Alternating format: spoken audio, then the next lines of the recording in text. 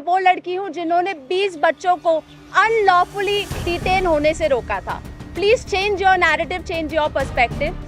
पर जो भी मैंने किया उसकी वजह से मुझे बहुत हरास किया जा रहा है। पहले इन्होंने मुझे मारने के बाद बस में बिठाया, 3 घंटे तक लिटरली रखे और फिर उसके बाद बोलते हैं कि नाम क्या। मैंने कहा फरहान नाज़रीन का। इनकी लिस्ट अलग बनाई जाएगी क्योंकि ये लोग देशद्रोही हैं।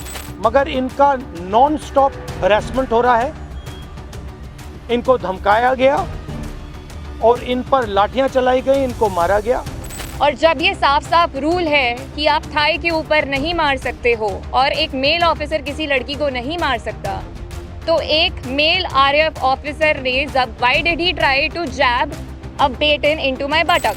जब अन्याय होता है, चाहे किसी और पे भी अन्याय होता है, एज ए सिटीजन हमारी जिम्मेदारी है कि उस व्यक्ति को हम प्रोटेक्ट करें, उसकी रक्षा करें।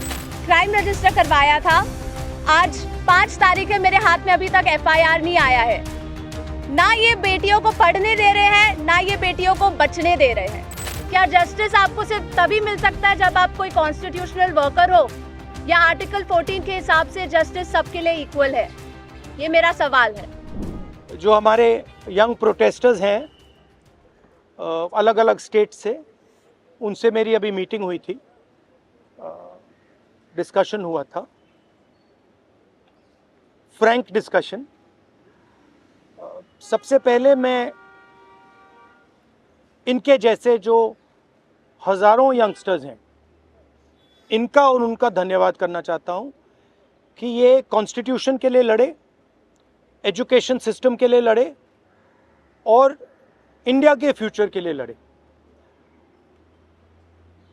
मेन डिस्कशन वायलेंस पे था, हिंसा पे था, और इनका कहना है कि इन्होंने किसी पर हिंसा नहीं की, मगर इनका नॉन स्टॉप हरासमेंट हो रहा है, इनको धमकाया गया और इन पर लाठियां चलाई गई, इनको मारा गया।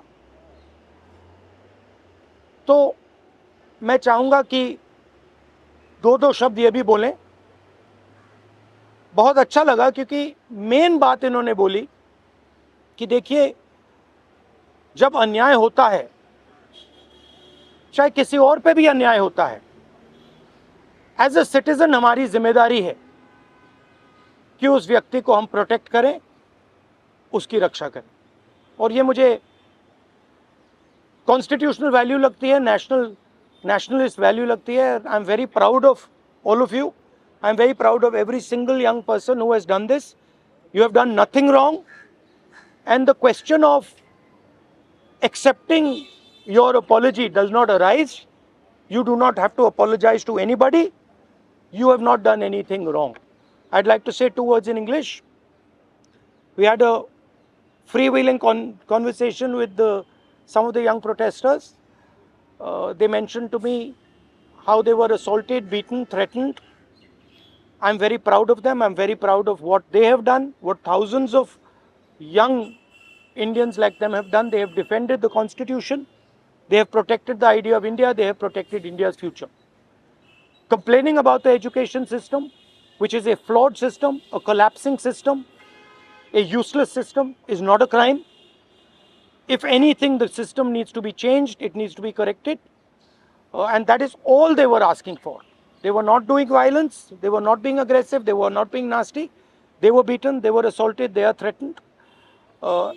Accepting their apology, forcing them first, sending gundas to their house. महिलाओं के घर में गुंडा भेजने के बाद फोर्सिबली उनसे अपॉलॉजी, 15 साल की बच्ची से अपॉलॉजी लेना और फिर उस अपॉलॉजी को एक्सेप्ट करना, accepting that apology is complete nonsense. We do not accept it. We want a education system that works. We want exam leaks to stop, and we want the future of this country, who is them, to be respected and protected. So would you like to say a word? Hello everyone, मेरा नाम है रिया अहीर. मैं वो लड़की हूँ जो Mumbai police के सामने आ गई थी। Little louder. यू गाइस से कि ये वो लड़की है जो वायरल हो गई है, जिन्होंने मुंबई पुलिस को रोका था। बट मैं मीडिया से ये कहना चाहूँगी, मैं वो लड़की हूँ जिन्होंने 20 बच्चों को अनलॉफुली डिटेन होने से रोका था। Please change your narrative, change your perspective.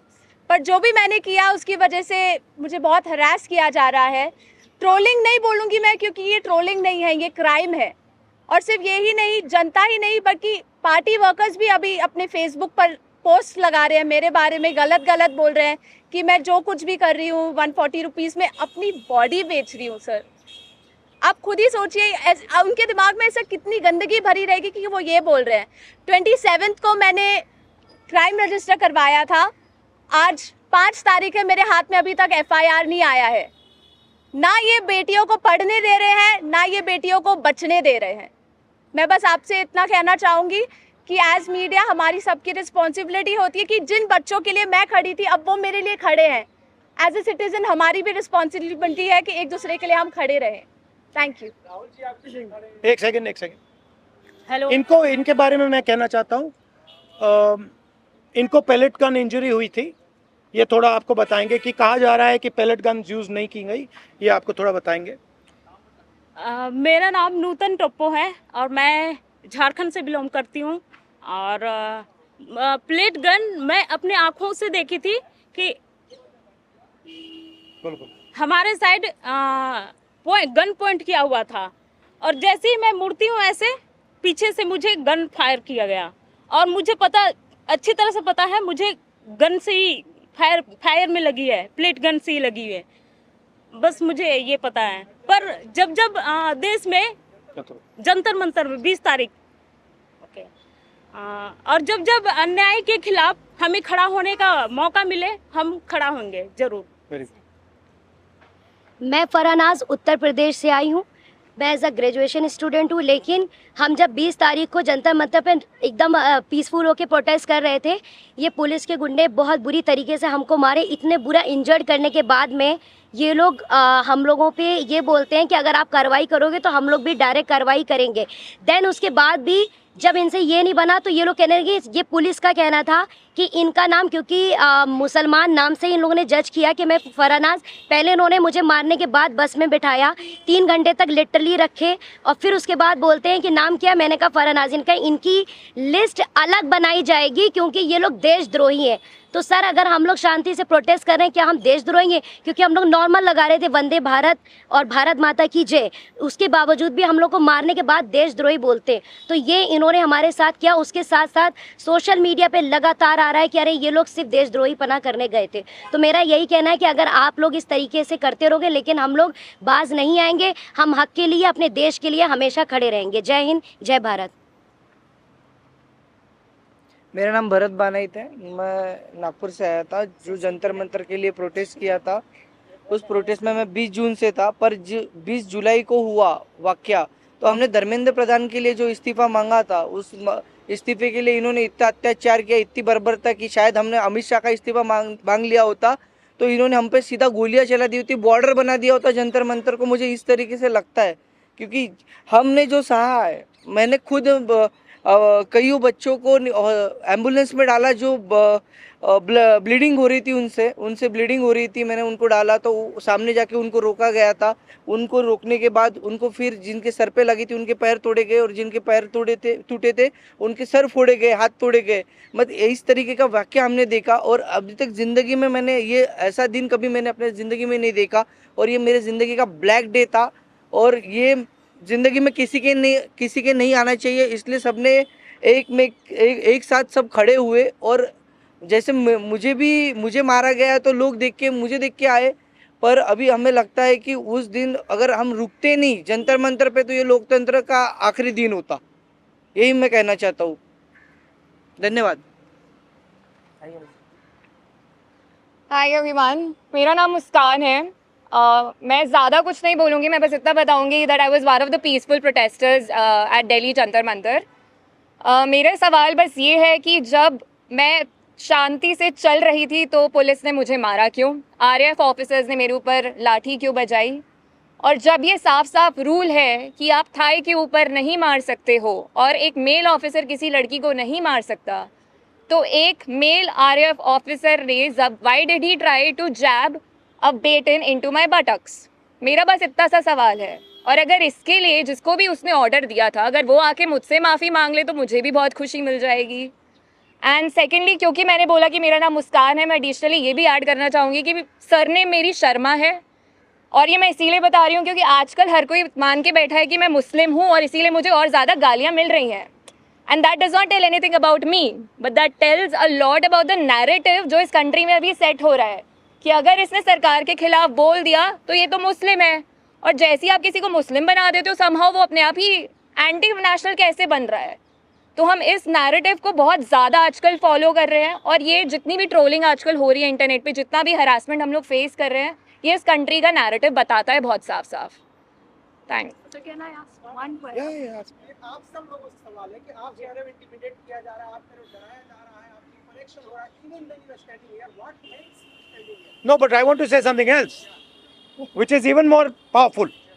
That there are young people who are standing here in front of India's press. But Amit Shah and the Prime Minister don't have the courage to stand here. अगर ये बाहर जाएगा उसके बाद हमें रोज और गालियां पड़ने वाली हैं। They are क्योंकि Indian. कल को मेरे साथ गलत होगा, मेरे साथ कोई आके खड़ा नहीं होगा अगर आज मैं दूसरों के लिए आवाज नहीं उठाऊंगी। और ये ऐसी कंट्री है, टू बी वेरी ऑनेस्ट, जिन लोगों को मेरी सुरक्षा करनी चाहिए उस दिन मैं उन्हीं लोगों से पिट रही हूँ। So as a woman of this country, please tell me where am I supposed to go to for my protection. मुझे बस आप इतना बता दीजिए। Just 1 second. One second. मेरा बस एक सवाल है जो भी ये देख रहा है उनसे, क्या जस्टिस आपको सिर्फ तभी मिल सकता है जब आप कोई कॉन्स्टिट्यूशनल वर्कर हो, या आर्टिकल 14 के हिसाब से जस्टिस सबके लिए इक्वल है? ये मेरा सवाल है। So no, last thing I want to say. 1 second. We're not taking any more questions. Last thing I want to say is that for them to come here, जो आपने बोला, it is an act of courage. It is not easy for them to come here. They are facing harassment, they are facing violence, they are facing torture, and I am very proud that they have the courage to speak so eloquently, so beautifully about what they are feeling. And these are exactly the type of youngsters that this country needs. There's thousands and thousands of them, and I'm extremely proud of what they have done. Final thing, the person who is responsible for this violence, the person who has had the pellet gun fire into this young lady, the person who's had the pellet gun fire into that young man I brought here, the person who has turned the police force against this young lady who's asking for their protection is Mr. Amit Shah, is the Home Minister of India. He does not have the decency to come to Parliament. He does not have the decency or the courage to comment on what has happened. And there's only two possibilities.